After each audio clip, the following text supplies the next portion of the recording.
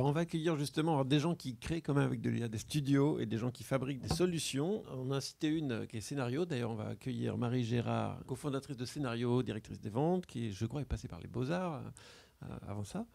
Stéphane Donikian, PDG, cofondateur de Golem. Alors, il y a des gens qui viennent en diagonale, comme ça, du jeu vidéo. Scénario, c'est plutôt un outil qui est désigné vraiment pour le marché, qui est vraiment adapté à la fabrication d'assets, on va dire, de jeux vidéo. David Chadwick, PDG, cofondateur de Popscream Games. Je te cherchais plus haut. Mais prenez place, en fait, on va se faire une petite table ronde. Alors, cela dit, Marie va peut-être passer en premier tout à l'heure. Et puis, donc Stéphane Donikian, je l'ai cité, PDG, cofondateur de Golem.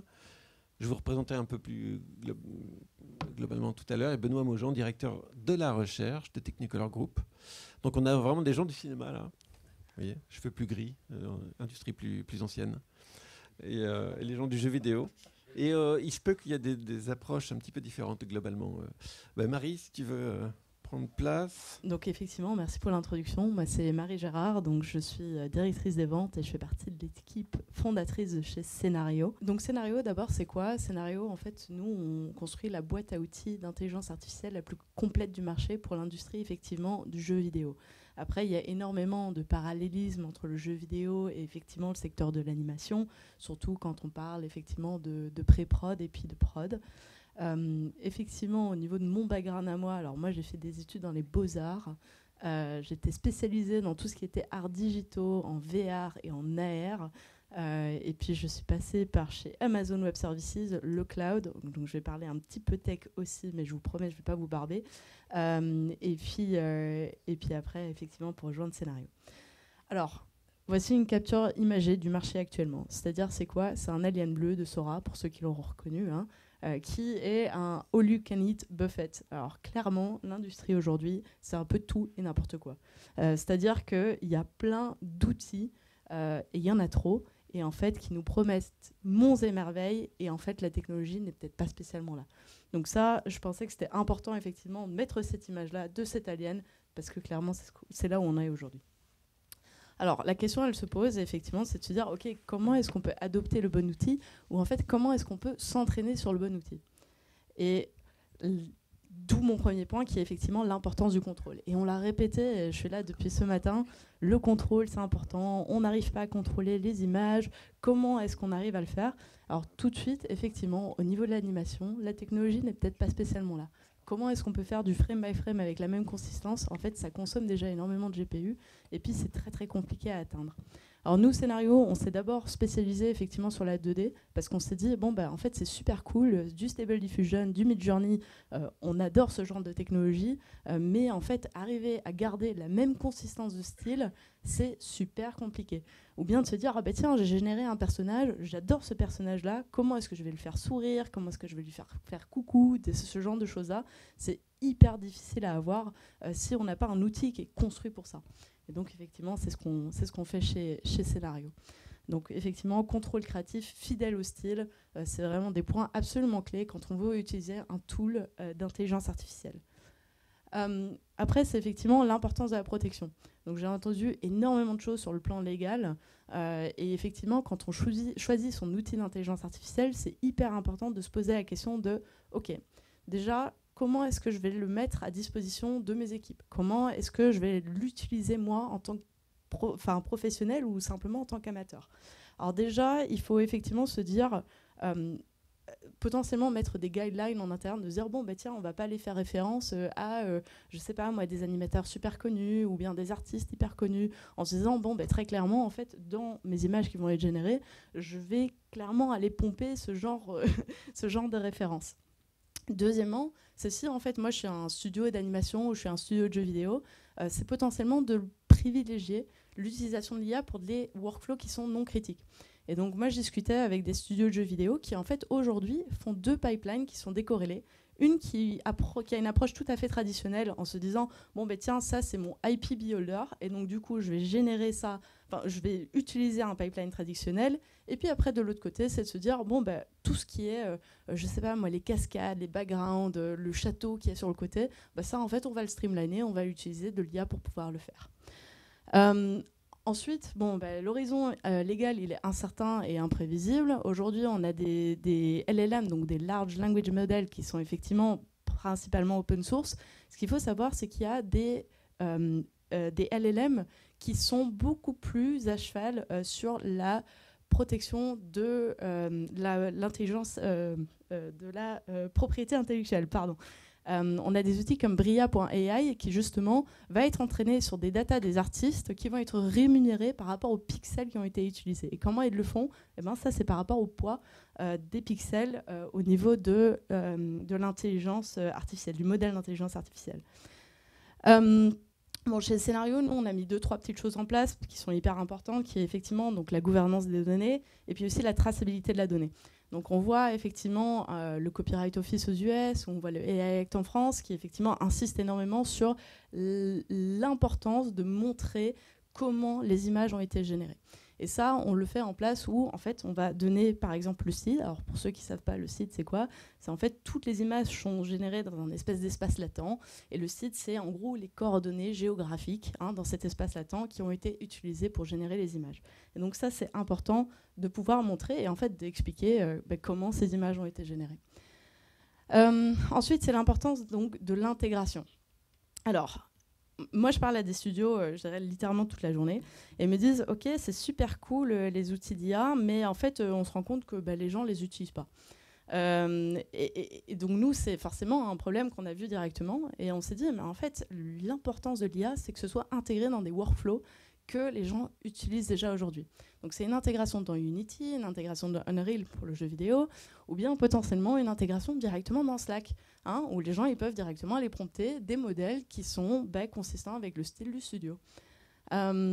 Ensuite, c'est effectivement de se dire, OK, comment est-ce que je peux préparer mes équipes Donc vraiment de se dire, OK, je fais des journées de formation qui sont dédiées, où j'explique comment l'IA fonctionne, j'explique comment les utiliser, etc. Alors, considération du coût, c'est hyper important. Tout le monde me dit, ah tiens, l'IA c'est magique, en fait on va pouvoir économiser les coûts au niveau de nos équipes. Alors, faux, et ça dépend comment. Les GPU, c'est hyper cher, d'accord. Nous, on le sait parce que franchement, servir des modèles à l'échelle et de manière hyper scalable, ça coûte cher d'un point de vue cloud. Donc, c'est de se dire, OK, comment est-ce qu'en fait, on va rendre cette technologie accessible? Nous, chez Scénario, on a fait de la mutualisation de GPU, où en fait, ça nous permet de rendre le coût beaucoup plus abordable pour les studios qui nous utilisent. Et puis, on a une infrastructure résiliente, etc. Bon, j'ai une quick démo, mais je pense je vais parler... J'ai le temps Non, c'est limite. OK, bon, c'est pas grave. Alors, je vous montre juste quelques cas d'usage. Donc, parce que l'IA, en fait, vous pouvez l'entraîner sur tout et n'importe quoi, sur du photoréalisme, comme de l'illustration, sur absolument tout. Ça peut apprendre un style très très bien ou ça peut apprendre un sujet très très bien aussi. Donc, nous, on a effectivement des studios qui nous utilisent de la pré-prod jusqu'à de la post-prod. Ça dépend effectivement des besoins. Et puis, je vous montre juste quelques exemples. Donc voilà, on a travaillé un peu avec Rovio sur leur raid de Angry Bird, où effectivement on a fait utiliser des outils de GenAI mainstream, et puis on a entraîné un modèle custom qui nous a permis effectivement de générer raid à Paris avec ses amis, ou bien au ski, dans la neige, je ne sais pas ce qui est. On peut aussi générer différentes expressions, donc triste, fâché, en train de penser, ou bien heureux simplement, à partir d'une seule image. Donc ça, c'est important de mentionner. On met une seule image, on utilise un tool qui s'appelle API Adapter, et en fait, ça va comprendre ce que l'image, comment elle est composée, et puis ça va permettre de la décliner. Et puis après, effectivement, localisation d'assets, comment est-ce qu'on va emmener un personnage simplement dans différentes parties du monde, par exemple, ou bien comment est-ce qu'on va pouvoir faire un reskin complètement de background pour qu'il soit plus adapté à un environnement. Sketch to rendering. Là, on a entraîné aussi des outfits et puis on les a mis sur nos personnages qu'on avait entraînés. Et voilà, c'était juste pour quelques exemples. Merci Marie. Vous savez quoi, on va continuer avec le monde du jeu vidéo. Alors, pour information, on a utilisé beaucoup Scénario. Ce qui était super pratique ce week-end, c'est qu'on se partageait un peu le même compte, un peu ce qui peut se passer en entreprise, j'imagine. Et donc, on voyait les images faites par les autres, on voyait les modèles un petit peu surentraînés, spécialisés. Oui. Si tu as besoin. Il y a ça maintenant. Oui. C'est 1000 € de plus.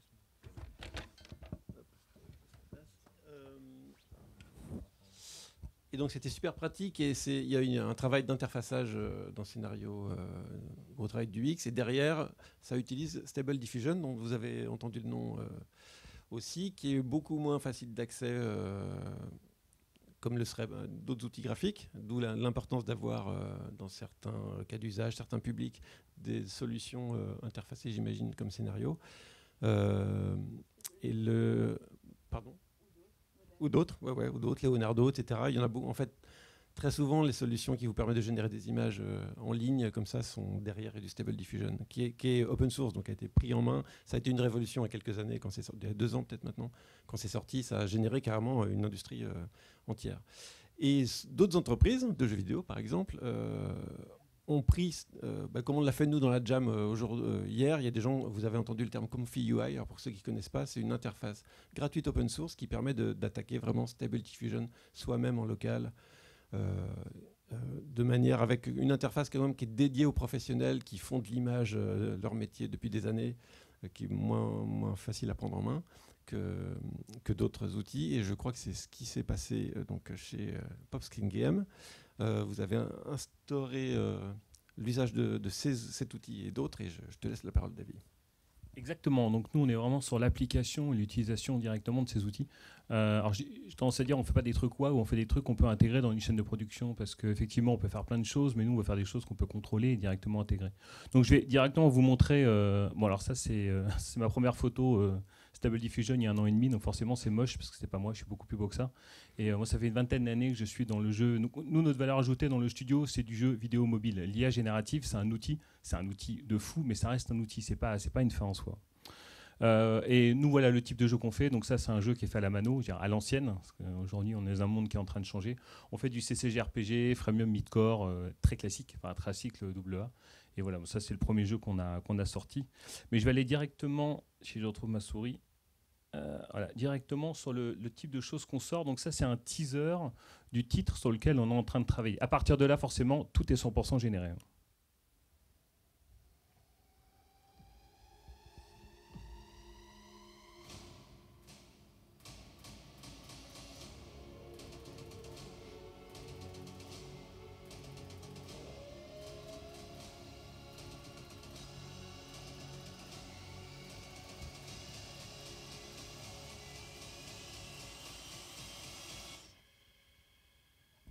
Donc bien sûr, hein, vu que vous avez passé 2 jours dessus, vous reconnaissez les outils, les limitations aussi, donc des rotations de quelques degrés assez slow-mo.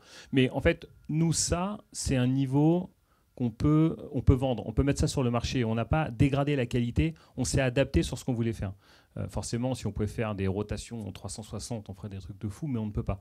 Mais comme vous voyez, on a très peu d'artefacts. C'est validé par nos directeurs artistiques. On pourra parler de RH pendant longtemps, mais on a besoin de gens seniors, on a besoin d'artistes, on a besoin d'animateurs, mais le métier va changer. Donc tout ça, ça a été validé en amont et en aval. Il y a à peu près là-dessus 7 jours de travail. Donc c'est quand même assez long. Ceci dit, la génération et l'animation, c'est 2 jours. Le reste, c'est vraiment de l'editing pour avoir un truc super cool et une journée aussi de recherche sur la musique, qui elle n'est pas générée, c'est une musique qu'on a achetée. Donc je vais aller directement sur quelques points. Effectivement, il y a 3 choses pour nous. C'est la connaissance des outils. Alors ça, c'est hyper générique, que ce soit Unity, Unreal ou autre. Il faut vraiment connaître les outils, surtout en ce moment où le monde évolue énormément. Creative Control, alors le mot contrôle, il revient. C'est là vraiment le défi. Et je pense que vous l'avez vu ce week-end. On fait des trucs parfois moches, parfois bizarres. On se contente du résultat. Mais si vraiment on veut arriver à ce qu'on veut, et nous, on fait du jeu vidéo, donc c'est du B2C. Si l'utilisateur trouve le résultat moche, que ce soit fait en Pologne, en France, avec de l'IA ou pas, il ne jouera pas au jeu. Et nous, la finalité, c'est de faire un jeu qui est sympa. Et lié à ça, c'est l'intégration directe. Nous, on veut générer, valider et mettre dans le jeu. Si jamais on doit faire de la retouche, si jamais c'est pas joli, on va annuler et on repart à zéro. Alors, on a 2 exemples. Je vais en faire qu'un, enfin, deux use cases. Donc, un, c'est Pet Trainer. C'est les 2 prochains jeux sur lesquels on travaille. Pet Trainer à gauche et Space Cruiser. On a volontairement pris 2 styles graphiques très différents. Donc, un style chubby, naïf à gauche et un style photoréaliste à droite. C'était pour voir si, dans l'utilisation de nos outils, la création des process et des pipelines, ça avait la même énergie, le même coût et le même contrôle, quel que soit le style graphique qu'on utilise.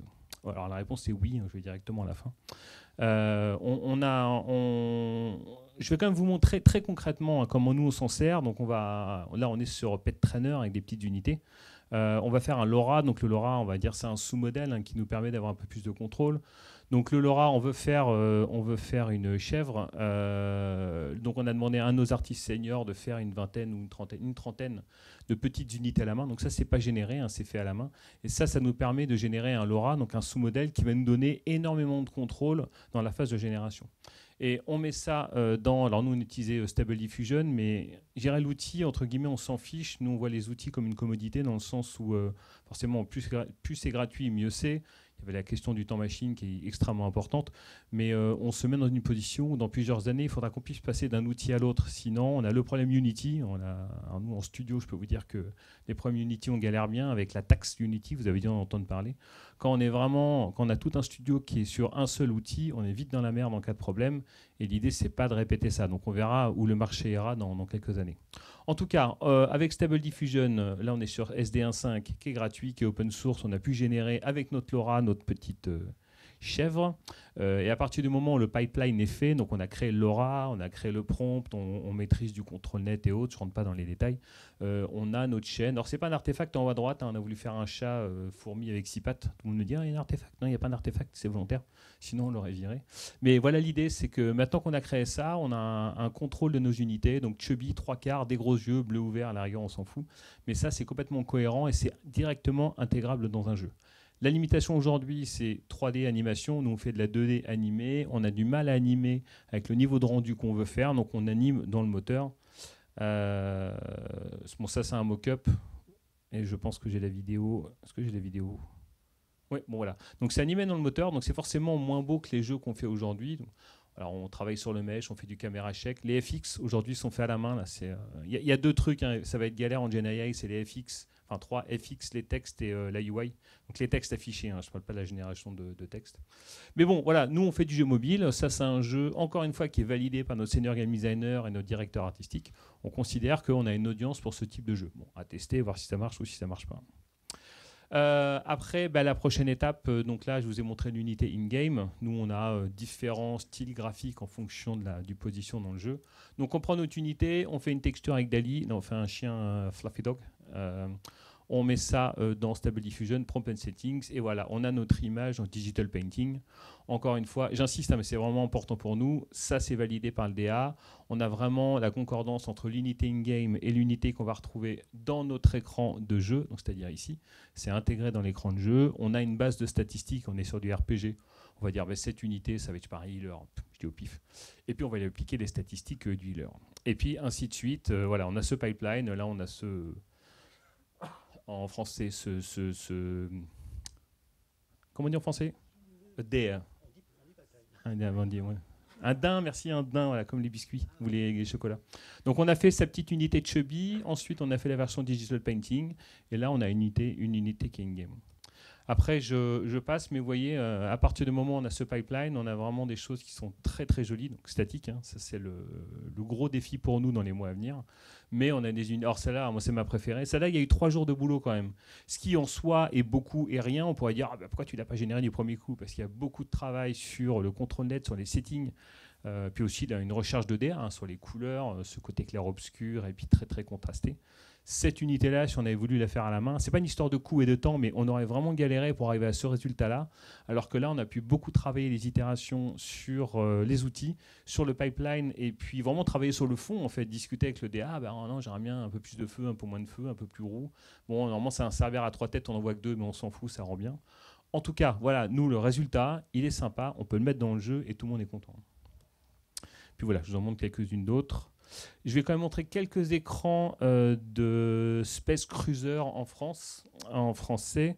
Donc là, c'est la même idée. Donc là, on a généré des backgrounds. Donc là, c'est avec Midjourney. Midjourney, moins de contrôle, plus simple.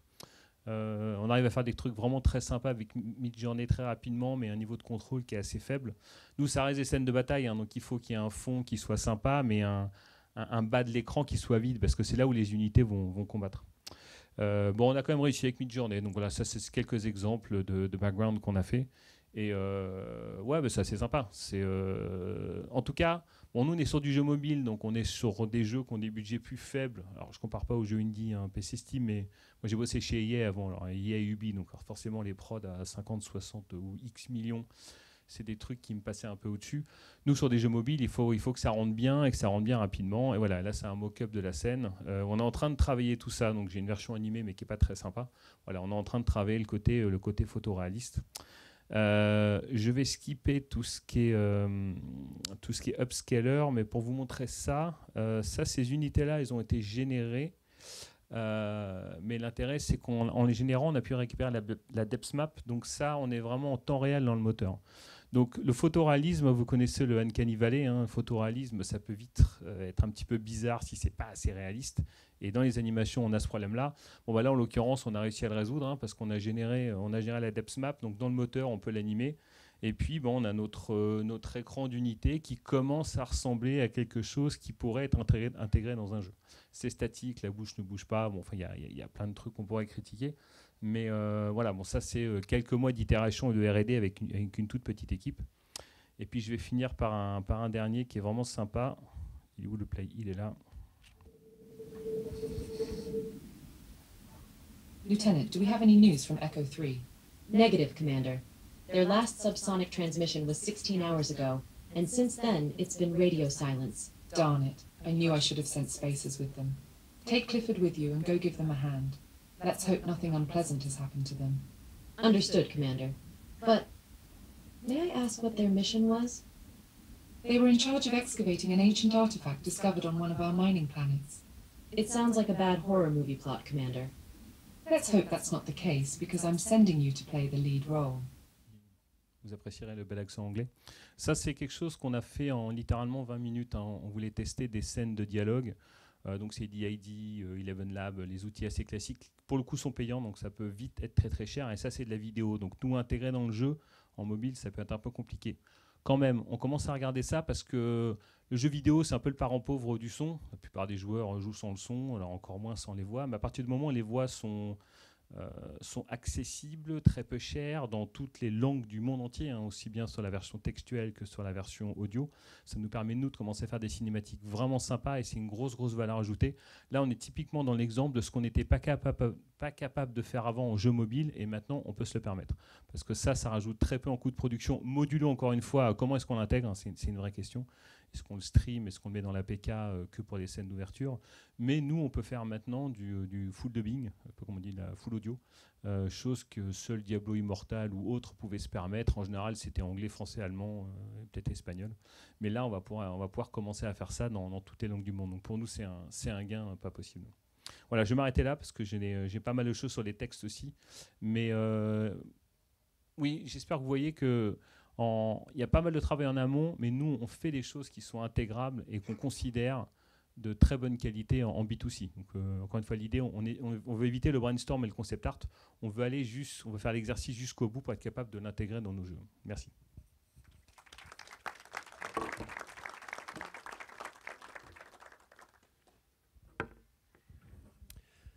Merci Davy. Alors cela dit, je vais te rendre le micro. J'ai une petite question, mais après on passe parce qu'on est dans le temps, donc c'est super, on est bien. Petit bien assis. Tu parlais quand on a discuté en préparant cette table ronde, tu parlais entre autres, et tu l'as évoqué tout à l'heure, de la gestion des staffs. Est-ce que comment c'est? On le voit, beaucoup d'artistes, on a rencontré beaucoup ce week-end, se posent des questions, quelques angoisses, des problèmes éthiques quelquefois. Comment ça se passe chez vous? Comment l'aventure se déroule? Ouais, c'est une excellente question, excellent problème. Alors nous, on est petits, donc c'est toujours pareil. Quand on est petit, on n'a pas de vrai problème RH. On a les moyens d'accompagner les gens, d'être à l'écoute. On a quand même un artiste qui est parti il y a un an en disant « moi, je ne veux pas toucher à ça ».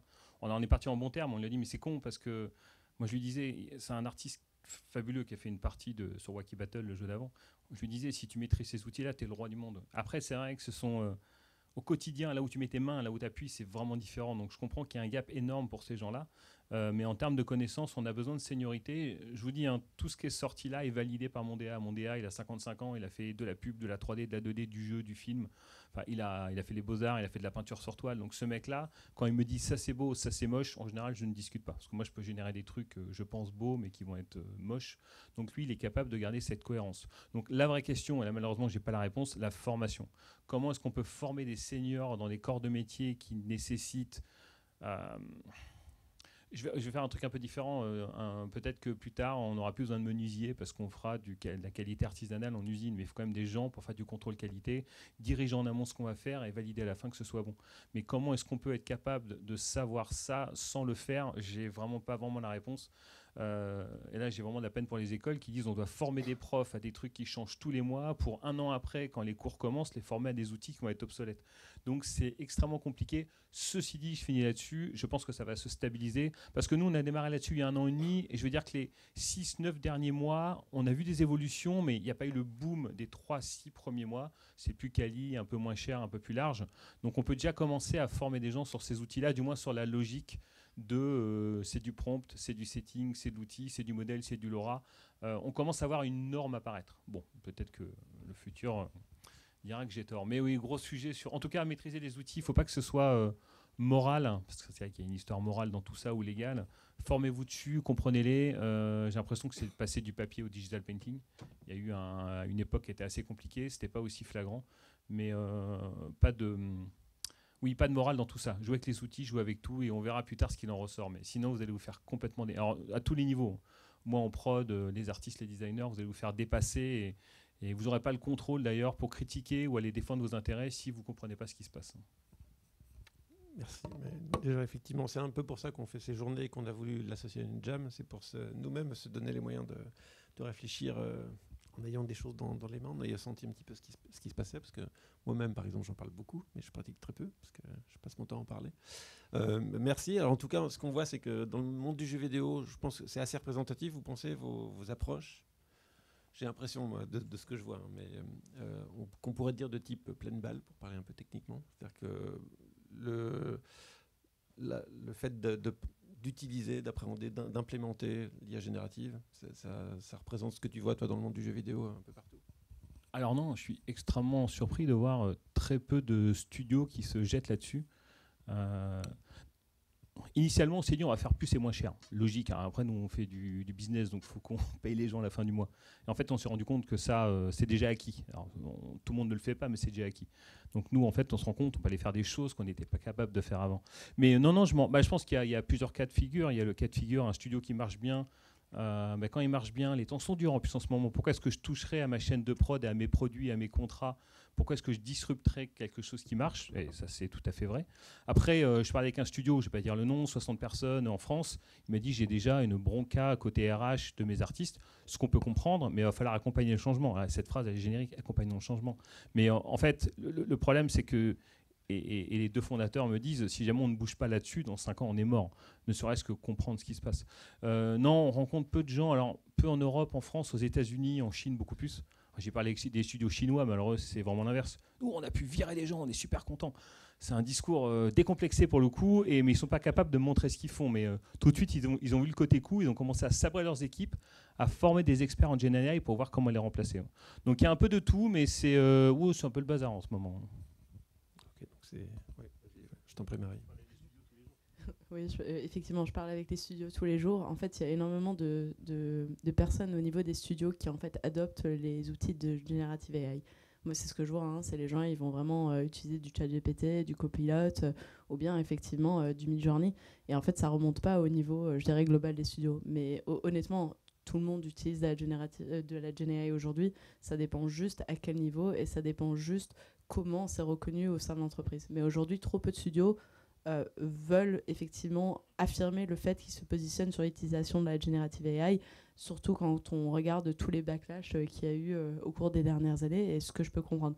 Et honnêtement, moi j'attends le jour où on parlera plus de Generative AI, parce qu'en fait ce sera juste intégré dans les pipelines prod, et on verra plus vraiment la différence. Voilà.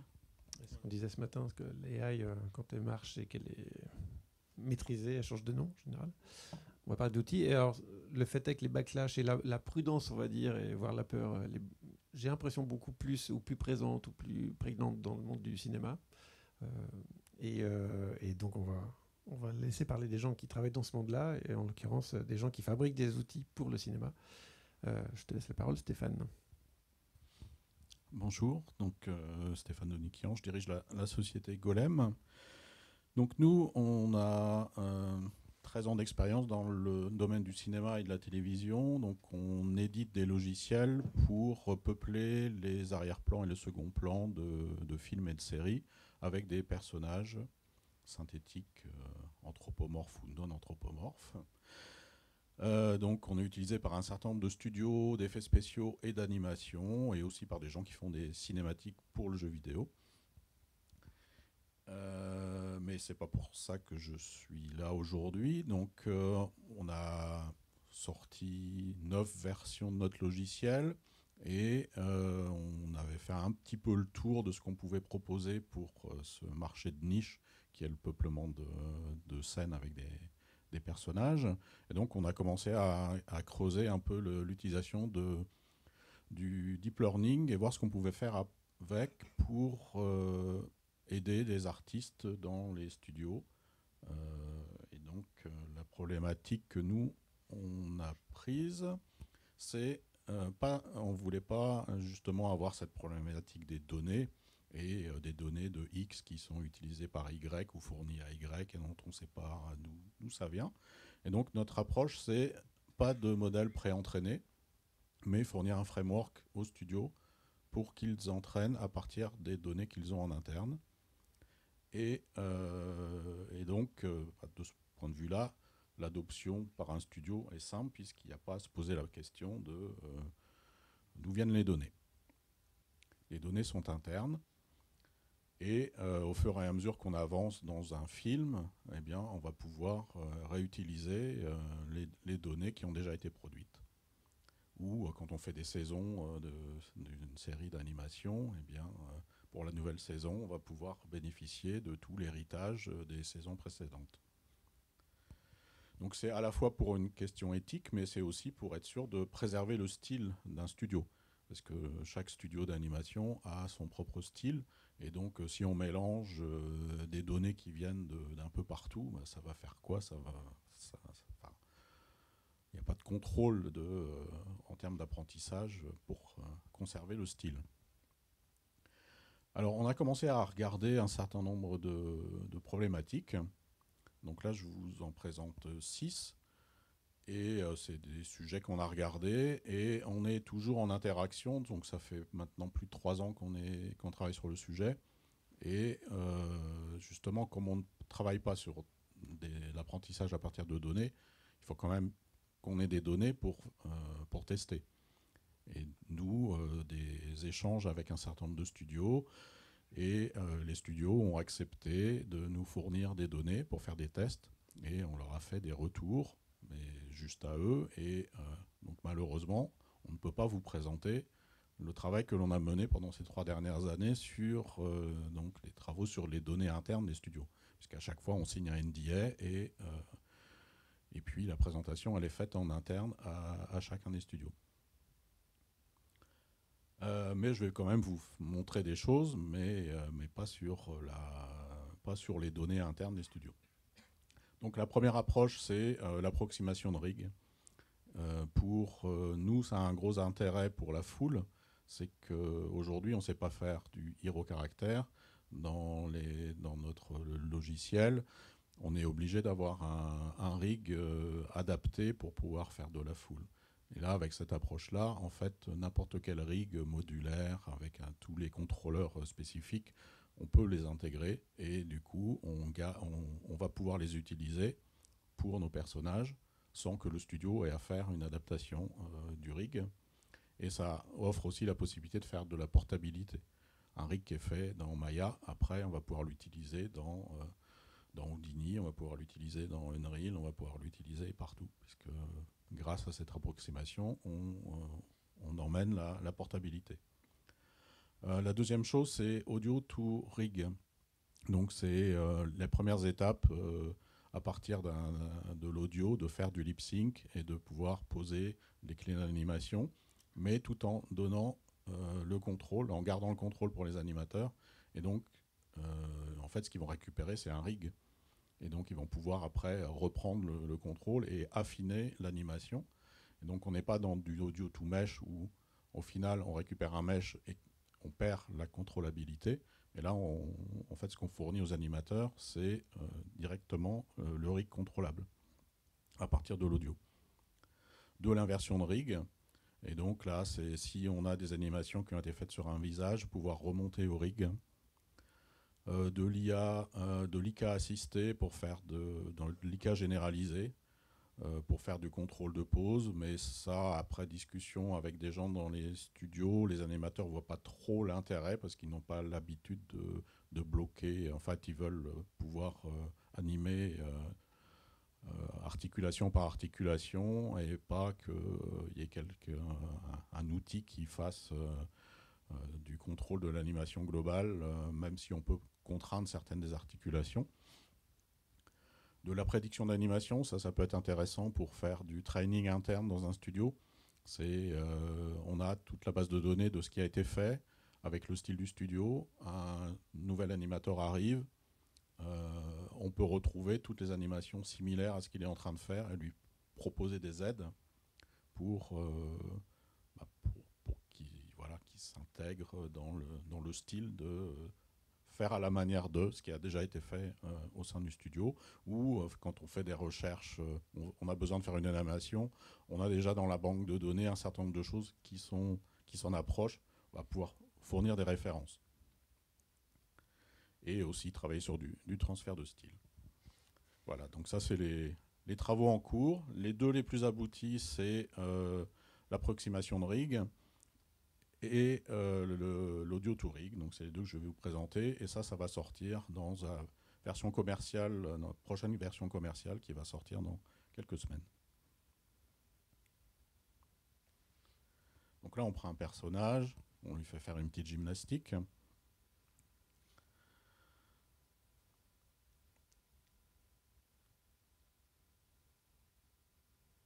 Et donc, on va utiliser notre outil pour faire de l'entraînement.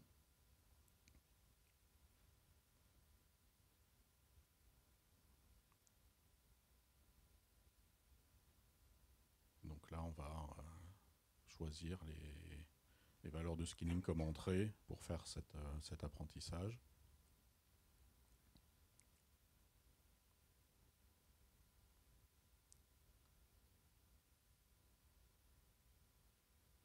Donc là, vous voyez les différents éléments de l'interface en même temps. Et puis, là, voilà, on a l'apprentissage d'entraînement qui se fait.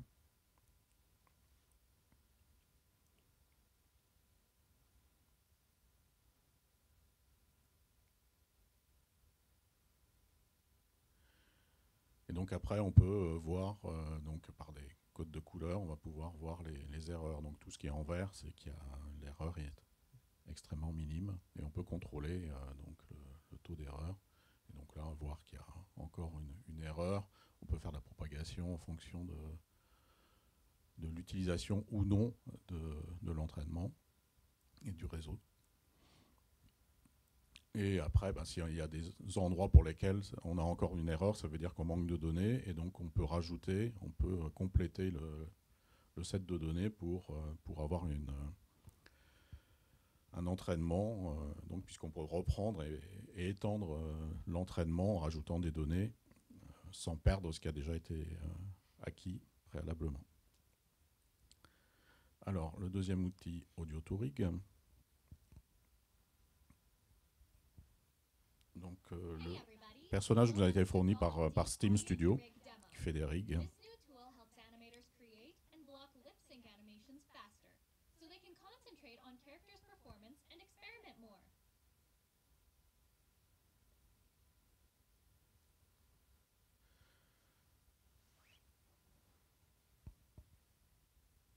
Donc là, on a acheté des animations et on a acheté donc la voix à partir d'un texte qu'on avait fourni.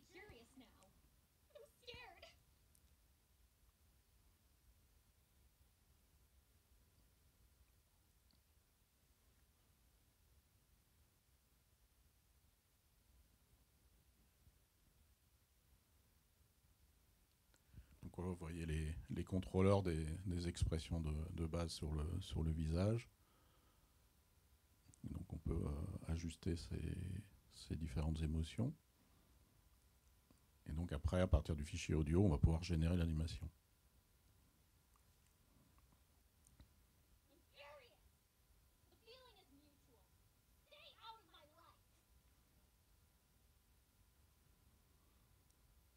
Et comme on a directement les contrôleurs, après, les animateurs peuvent retravailler dessus et affiner.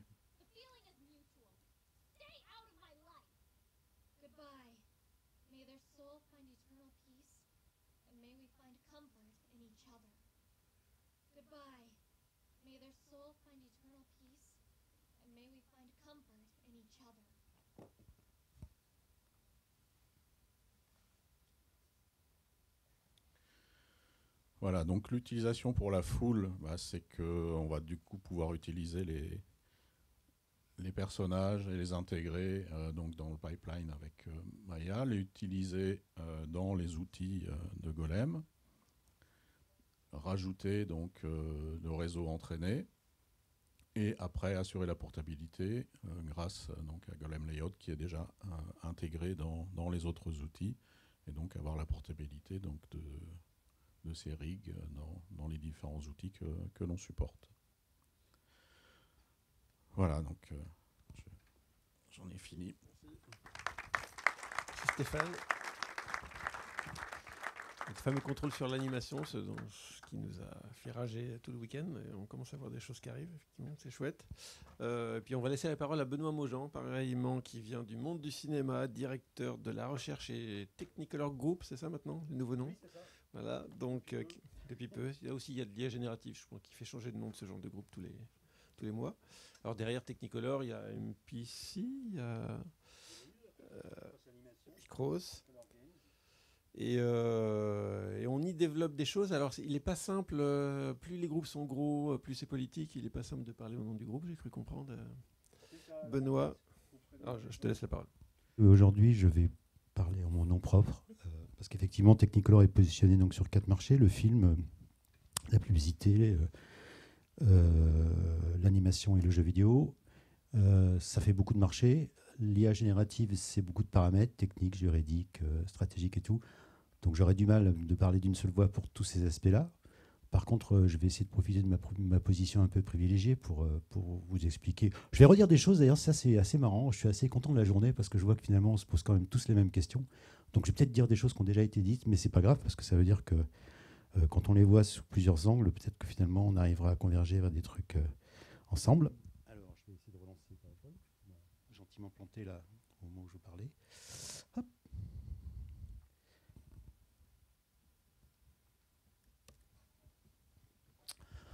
Alors, moi j'avais envie d'aborder le problème avec la question suivante. Est-ce que l'IA générative... Ah oui, mes slides sont en anglais. Ça c'est pour le biais de la langue.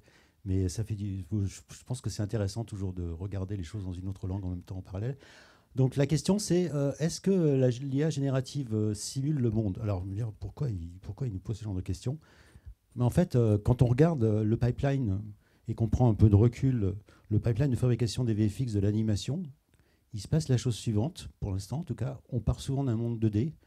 Alors avec le monde des VFX, c'est assez évident, on parle d'images qui sont tournées. Pour l'animation, et c'était intéressant d'ailleurs, la petite jam tout à l'heure, on part d'images 2D. Les animateurs se filment eux-mêmes, il y a des tas d'images de référence, on part tous d'images 2D pour faire de l'animation. Après, on se retrouve dans le monde magique du CG, où là, on a justement une caméra, une mise en perspective, etc. Et on retourne dans le monde 2D, parce que finalement, on fait du compositing, on fait de l'étalonnage, et surtout, on livre une image 2D qui va être diffusée. Alors parfois, on reste dans le monde 3D parce qu'on fait de la réalité augmentée ou bien des contenus immersifs, mais la plupart du temps, on reste dans le monde 2D. Si on zoome un petit peu, et j'ai pris le pipeline VFX, pas le pipeline animation, parce que c'est le plus complexe, finalement, quand on décompose les choses, il y a des choses qui restent dans le monde 2D, tout ce qui se passe au moment de l'ingest, au moment de l'étalonnage, au moment de la rotoscopie 2D. Après, on passe progressivement dans le monde 2D, 3D, et là, il y a tout ce qui est reconstruction 3D, match move, donc on transforme des images avec un mouvement de caméra, la roto-animation 3D, le shot clean-up, donc là, et progressivement on arrive dans le monde 3D, là le layout, on met en place nos personnages, nos assets narratifs par rapport à la caméra, on fait le modeling, le rigging, l'animation, les simulations d'effets, le lighting, et On retourne vers le monde 2D avec le rendering, parce que finalement, le rendering, c'est transformer une image 3D en image 2D. Au passage, on peut faire du denoise, de l'upscale, on y reviendra, et puis 2D. Bon, très bien. Alors, par rapport à tout ça, et ça refait un petit peu ce qu'avait dit ce matin Quentin, si on regarde un peu ce qui se passe dans la generative AI, finalement, ça se passe déjà, ça va très très vite, mais on parle surtout d'image 2D. Effectivement, il y a 2 mois, hein, c'est pas ou 3 mois, OpenAI nous a montré Sora avec des clips d'1 minute. Et pour ceux qui ont regardé les petites vidéos, il y a quelques aberrations, des personnages à 5 mains, les chiens qui passent à travers la fenêtre, la tasse de café qui s'emballe pendant que le liquide... Voilà. Mais il se passe des choses, on va dire, il commence à se passer des choses, on va dire, dans les images animées. Et en parallèle, je pense que c'est bien de faire le parallèle, il y a les larges langages modèles qui déroulent leur compétition, on va dire, avec des approches plus ou moins open source. Et en tout cas, ce qu'on peut voir aussi, c'est que dans cette histoire-là, finalement, il y a beaucoup de monde qui génère plein d'images pour faire de l'entraînement, mais de manière un peu anarchique. On l'a déjà évoqué, mais on y reviendra. Alors, donc, la conclusion déjà de cette première, c'est que finalement, l'IA générative, de nos jours, c'est essentiellement des choses qui prennent des images 2D en entrée et qui sortent des images 2D en sortie. Donc, il y a un modèle implicite, mais qui n'a pas de représentation 3D explicite. En particulier, il n'a pas de vraie caméra. Il n'y a pas de vrai éclairage 3D, il n'y a pas de layout 3D, il n'y a pas d'animation 3D. On parle d'image 2D, on arrive dans des images 2D un peu magiquement. Et pourtant, OpenAI nous dit, nous faisons des modèles génératifs qui permettent de simuler le monde. Ça, c'est ce que nous dit OpenAI, et en ce moment, ils sont les studios Hollywood en essayant de vendre ça. Alors que si je reviens sur le processus créatif, et ça, alors là, on va tous être d'accord, le processus créatif, c'est un processus, je veux dire, intimement itératif et intimement collaboratif. Ça veut dire qu'il mobilise plusieurs talents. Il est rare qu'un seul artiste puisse faire un film à lui tout seul. Bon, dans son garage, ça arrive. Plusieurs studios, en particulier, ça minimise les risques par rapport aux donneurs d'ordre, avec plusieurs outils. Et donc, avec quelque chose en commun qui est une représentation du monde en 3D et une représentation du monde dans le temps. Alors, pour vraiment enfoncer le clou, je vais vous montrer un truc que tout le monde connaît. Hein, j'aurais pu en prendre 30 000. Donc ça, c'est le making-of de Last Duel. Il ne faut pas oublier que donc, ces images sont tournées avec des images 6K, avec des lentilles anamorphiques. La caméra bouge, bon, ça va échapper à personne, avec une certaine profondeur de champ. Il y a du flou de bouger, il y a de la génération de foule, voilà. Il y a de la génération on génère des assets dont la lumière est raccord avec la lumière de tournage, de la fumée, etc. Donc de la génération procédurale de matière.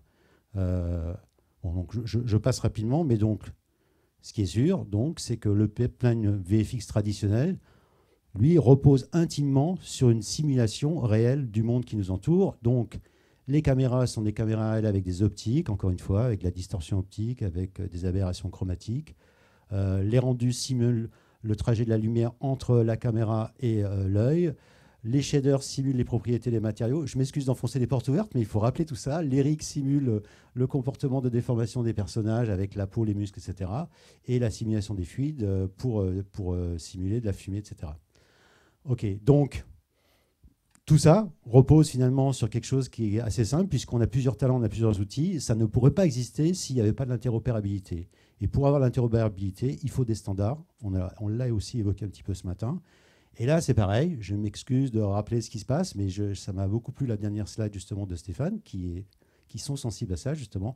Il faut que les outils causent entre eux, donc il y a quelque chose de fondamental maintenant de nos jours, c'est, pour ceux qui ne connaissent pas, je vous invite à regarder, c'est l'Universal Scene Description, donc qui permet d'avoir une représentation hiérarchique du layout, de la géométrie, des matériaux, etc., de manière justement à proposer une édition collaborative et non destructive des différents composants. Il y a les formats OBJ, alambic, etc., FBX. Il y a, et ça, je fais un petit clin d'œil à notre ami Cédric, évidemment, il y a ce qui est hyper important, c'est de travailler dans le même espace de couleurs. Et enfin, l'Académie Color Encoding System nous permet de réconcilier les espaces de couleurs entre les différentes caméras, le CG et les différents dispositifs de diffusion. Avant ça, on était très mal. Et puis, il y a l'Academy Software Foundation qui propose d'autres formats open source pour la description des fichiers, de la couleur, du dispatch de calcul, les fichiers en haut dynamique et les nuages de points de danse avec OpenVDB. Alors, c'est vrai que j'ai été un peu vite tout à l'heure, j'ai dit, ah bon, la générative AI, c'est du 2D, 2D.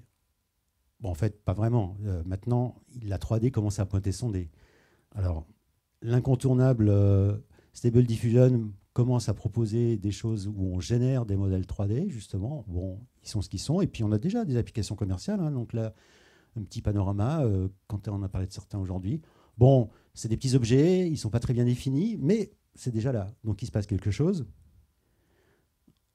Alors, plus intéressant, à mon avis, c'est intéressant, c'est qu'est-ce qui se passe autour de Blender. Alors, il y a des choses qui se passent avec Stable Diffusion. Donc là, Dream Studio propose une extension qui s'appelle AR Render. Là, il y a plusieurs gens qui ont joué avec ça. Ce qu'on se rend compte tout de suite, c'est que d'une part, on est limité en taille, 512 par 512, ça c'est Stable Diffusion. On a des styles qui sont proposés en preset, ce n'est pas votre style. Et on a des artefacts inévitables, des hallucinations, comme disait ce matin Quentin, qui apparaissent au niveau du modèle ou de l'animation. Donc voilà, c'est pas parfait. Quelque chose que je trouve plus intéressant, c'est... alors, je vous invite à regarder la petite vidéo de Mick Schumpitz. Là. Alors ça, c'est assez sympa ce qu'il fait.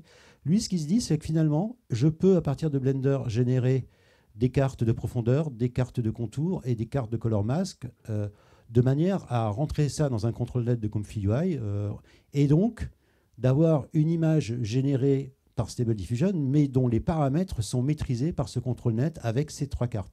Et je peux même aller plus loin, je peux prendre ces images et les re-rentrer dans Blender pour faire du caméra mapping. Donc là, on commence à avoir quelque chose qui représente une meilleure maîtrise de l'espace 3D. Par contre, ce n'est pas très interactif, parce que là, il faut faire une double book. Bon, on peut sortir de ComfyUI une fenêtre live qu'on peut mettre en correspondance dans un autre logiciel. Mais je trouve ça déjà plus intéressant au niveau contrôle de ce qui se passe dans l'espace 3D. Et puis, alors là, ça c'est tout récent. C'est ce matin, je crois qu'il en a parlé, c'est Cordelia Schmidt qui propose quelque chose avec Google Research. Alors ça, c'est tout nouveau. Hein. C'est donc dire, on va utiliser ChatGPT pour générer des scripts Python dans Blender qui permettent justement de raffiner de manière interactive ce qui se passe entre les objets au niveau de leur proximité, leur direction, leur alignement, leur symétrie, etc. Vous voyez les différents paramètres. Et là, c'est vraiment, là, pour le coup, on a quelque chose qui est un peu plus intelligent, parce que là, on se retrouve directement dans le logiciel 3D. Elle va même un peu plus loin. Elle me dit, on peut même utiliser une vidéo en entrée qui elle-même va générer des scripts, proposer un script 3D et rebalancer ça en Stable Diffusion pour avoir une vidéo, mais qui est beaucoup plus maîtrisée. Et dans son papier, elle décide d'ailleurs d'autres trucs très récents. Hein. C'est donc des outils qui permettent là aussi de générer des scripts Python grâce à GPT-4. Et puis évidemment, si on parle de ce qui se passe en 3D, en discutant avec Quentin, il me dit ouais, Nerf et 3D Gaussian Splatting. C'est vrai, c'est vrai.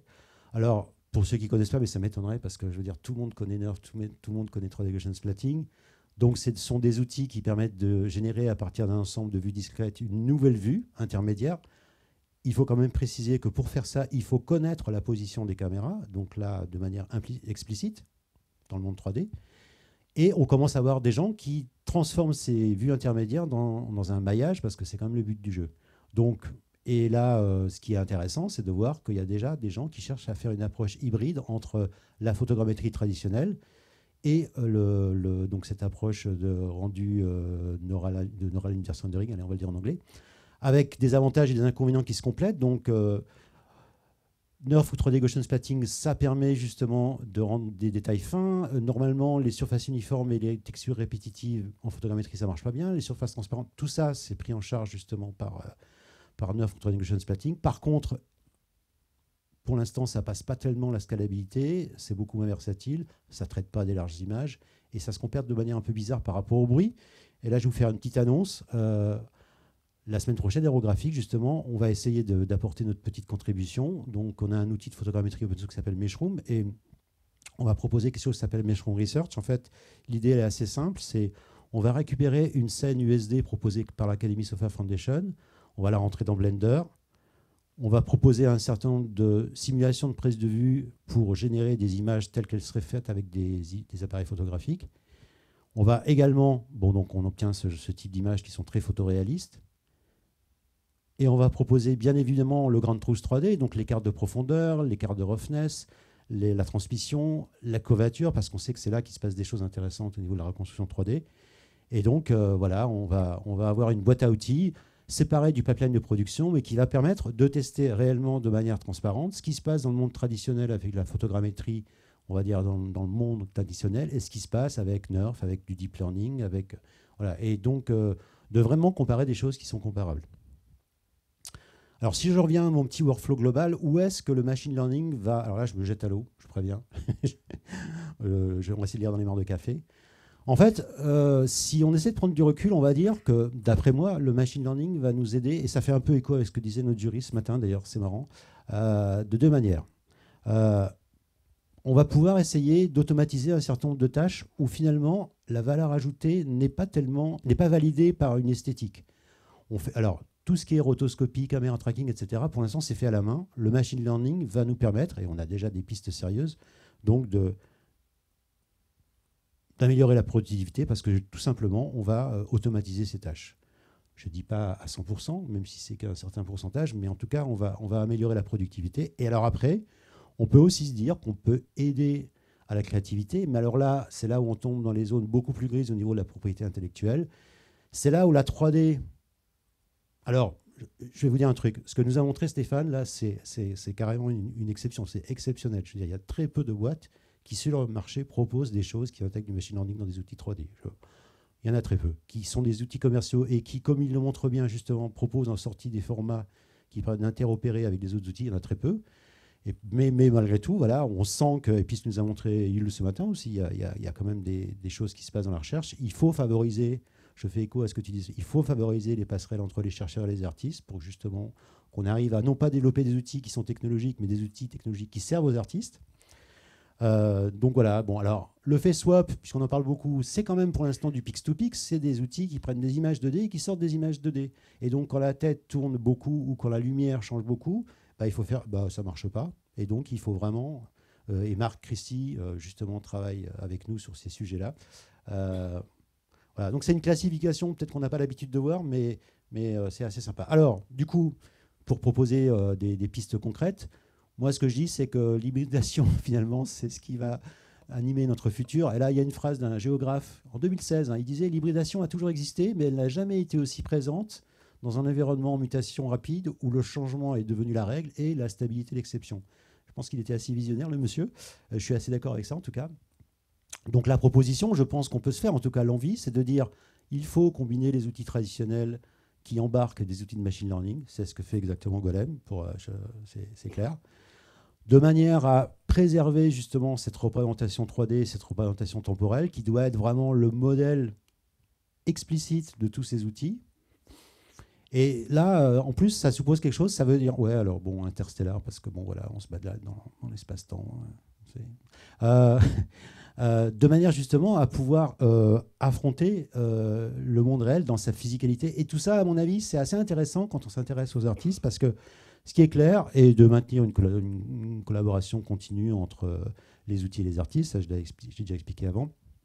Mais surtout, moi ce que je pense, c'est que il faut à tout prix, quand on parle de création de contenu, garder un équilibre entre le monde réel et le monde digital. Et j'ai l'impression, et c'est un peu le bashing qu'il y a autour, à mon avis, du machine learning, c'est que les gens saturent un peu de la dématérialisation de ces outils. Et quand on fait du contenu, on a envie que ça corresponde à quelque chose qui représente nos émotions.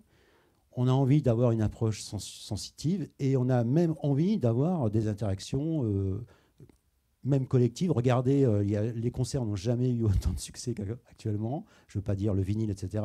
On a envie de mon analogique. Mais ce que je veux dire, c'est que cette nécessité de garder la représentation 3D et temporelle, elle est aussi pour continuer d'avoir cette expérience sensorielle par rapport à la création. Sans ça, je veux dire, c'est très compliqué. Alors, il y a un autre truc dans cette approche d'hybridation, c'est que ça a été dit, je crois, un petit peu ce matin aussi, c'est que finalement, on se rend compte que l'IA générative est en train de s'auto-manger, de s'auto-phager. Et il y a des travaux, notamment Julia Kemp, qui propose ça, qui montre de manière très détaillée que finalement, l'IA générative et la performance de l'IA générative est en train de tomber parce que justement, elle se nourrit d'elle-même à travers justement la grande trousse 3D qui elle-même s'est nourrie des contenus qu'elle a déjà générés. Et elle dit, oui, on est déjà entré dans une dimension qui est au-delà de ce qu'on peut supporter. Et en plus, ça va faire écho aux orateurs suivants, au prix en plus d'une consommation d'énergie qui est monstrueuse parce que c'est la course à l'échalote entre d'une part l'IA générative et les larges langages modèles. Donc là, il faut faire quelque chose. Et en plus, scientifiquement, ça ne tient pas la route. Parce qu'encore une fois, on va se manger la queue. Et aussi, cette hybridation, alors ça c'est amusant et je suis complètement d'accord avec ce que disait Quentin ce matin. C'est le retour de l'IA neurosymbolique, donc qui justement essaie de combiner le meilleur des deux mondes, donc l'approche un peu raisonnée avec le modèle, etc., par rapport à l'approche du machine learning qui, elle, s'appelle sur des data. Je crois que c'est hier que Google a annoncé justement un modèle qui combine la géométrie symbolique avec le large langage modèle. Enfin, c'est un peu ce que fait Golem aussi, d'ailleurs, je trouve, parce qu'il y a un modèle justement qui est vraiment sémantique derrière, et puis et après, par-dessus, ils mettent l'IA générative. J'étais à la même conférence visiblement que Pascal, parce qu'effectivement, il y a Yann LeCun qui tape un peu dans la butte, qui dit il faut abandonner les modèles génératifs, les modèles probabilistiques, les contrastive methods, le reinforcement learning, et donc il faut remettre un peu d'humain dans tout ça, et donc lui, ce qu'il propose, c'est des modèles qui s'appuient en fait sur une démarche sémantique de description des images et des vidéos, et qui donne des choses très intéressantes comme Segment Anything, comme Dino, etc., pour ceux qui suivent les projets open source de bêta. Bon, il est un peu disruptif, et un peu, évidemment, il défend ça. Mais je trouve ça intéressant de dire qu'il faut remettre de l'humain dans l'intelligence artificielle. Et je vais finir par ça, par l'importance de la propriété intellectuelle. Et c'est vrai que le marché est très crispé. Et là, pour le coup, il y a vraiment quand même deux tendances qui s'opposent. Il y a les clients qui se disent intéressés parce que on leur promet de gagner du temps et de l'argent. Mais aussi, il y a les clients qui sont très méfiants parce qu'évidemment, ils voudraient être en mesure de contrôler la propriété intellectuelle de ce qu'on leur propose, autant au niveau des entrées que des sorties. Donc là, j'en mets une petite couche, justement. C'est vraiment très compliqué. Et je reprends un peu la même réflexion qu'avait fait notre avocat ce matin. Il y a deux choses qui se passent, à mon avis, pour lesquelles on doit être très vigilant. Et je dis ça parce que je pense que beaucoup de choses font à peu près n'importe quoi. Au niveau des entrées, je distinguerais trois choses. Les algorithmes, bon, ça c'est les logiciels, effectivement, ils sont open source ou pas open source, ça c'est clair. L'open source, ça existe depuis longtemps. Les modèles préentraînés, c'est a priori aussi du logiciel, et donc on va dire que ça rentre dans ces catégories-là. Par contre, les jeux de données, alors là, c'est un peu plus vague. En général, on les met en Creative Commons, mais c'est pas encore évident, pas toujours. Et au niveau des sorties, voilà, qu'est-ce qui se passe au niveau des gens qui distribuent ces contenus? Qu'est-ce qui se passe au niveau de la génération des artistes? Qu'est-ce qui se passe aussi au niveau de la désinformation ou du harassment et des deepfakes? Je suis quand même assez étonné que les politiques ne s'emparent pas de cette question et ne fassent pas des choses à ce niveau-là. Donc moi, ma proposition, enfin en tout cas mes réflexions, c'est de dire il faut mettre de la traçabilité. En particulier, pour l'instant, quand vous prenez un modèle préentraîné, il est très difficile de savoir avec quel jeu de données il a été entraîné. Il n'y a pas de standard. Et pourtant, on pourrait mettre un petit fichier XML, JSON ou Markdown et puis dire voilà. Et on pourrait se dire si un modèle préentraîné ne décrit pas le jeu de données il est suspect parce qu'on ne sait pas et donc on ne peut pas maîtriser ce qui se passe. Alors l'open source, c'est une solution, je l'ai dit. Ça peut être une solution si on exige de la transparence, de la confiance et de la collaboration entre. Mais le problème qu'on a, et là il y a un petit travers qui est en train de se mettre en place et qui me gêne un petit peu moi, c'est que bien souvent les laboratoires disent research only et donc usages non commerciaux. Et ça, c'est pas très compatible avec l'open innovation. Et moi, je propose qu'ils mettent une exception pour les projets open source, mais les projets open source, ils sont par essence aussi, ils peuvent être commerciaux. Donc là, il y a il y a un trou dans la raquette, je dirais, je sais que l'open sourceware, la fondation open source essaie de proposer un modèle open source pour l'IA générative, mais il n'y a pas grand-chose. Je recite ce qu'a dit ce matin Quentin parce que je plus sois. Je pense qu'au niveau de la sortie, il est hyper important de mettre en place des protocoles qui permettent de suivre d'où viennent ces contenus. Et je finirai là-dessus, surtout que ça permettrait peut-être de mieux rémunérer toute la chaîne de valeur au niveau des développeurs, mais aussi au niveau des artistes.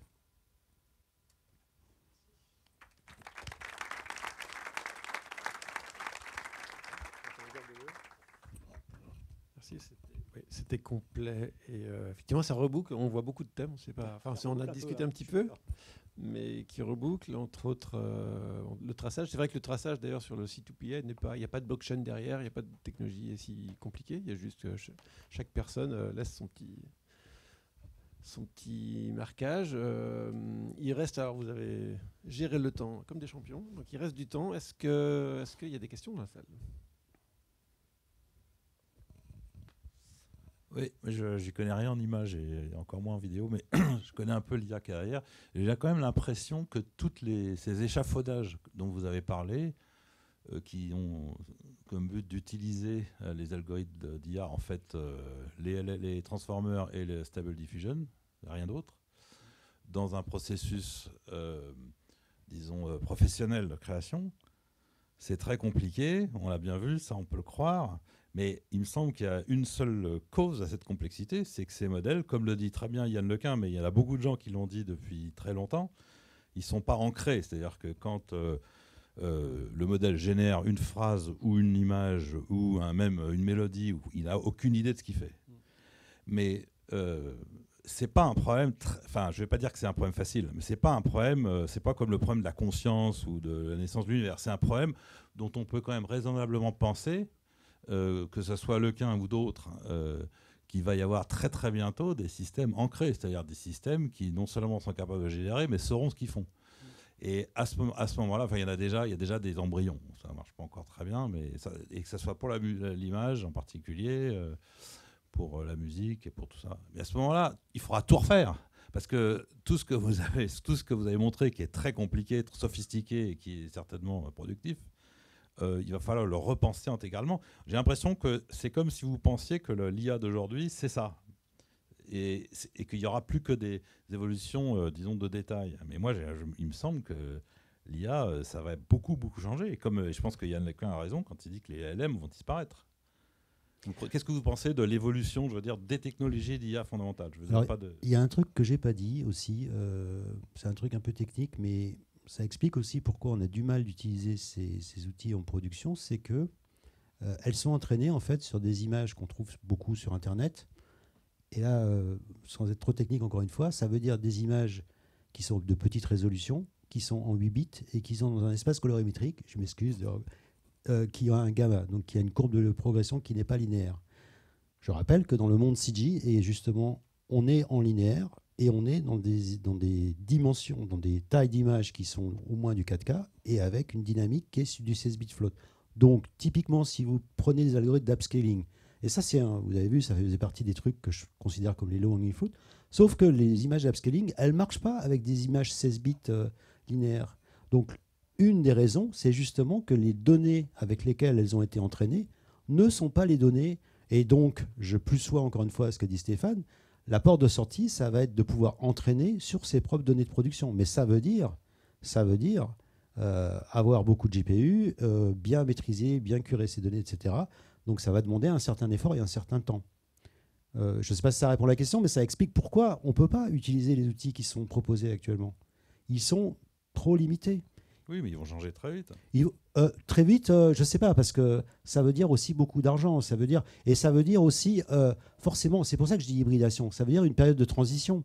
Et que pour l'instant, on a du mal à hybrider. On ne sait pas mélanger vraiment, parce que, encore une fois, et quand tu dis, c'était quoi ta phrase, elle va être interprétée, non, la qualification de l'IA, elle devrait être ancrée, exactement. Mais exactement. Les systèmes ne savent pas ce qu'ils font, donc c'est normal que ce soit difficile à utiliser ensuite. Mais ancré, ça veut dire ça. Pour moi, ça veut dire ancré, ça veut dire avoir une représentation dans le monde 3D. Si tu n'es pas dans le monde 3D, tu ne vas pas pouvoir l'ancrer dans le réel.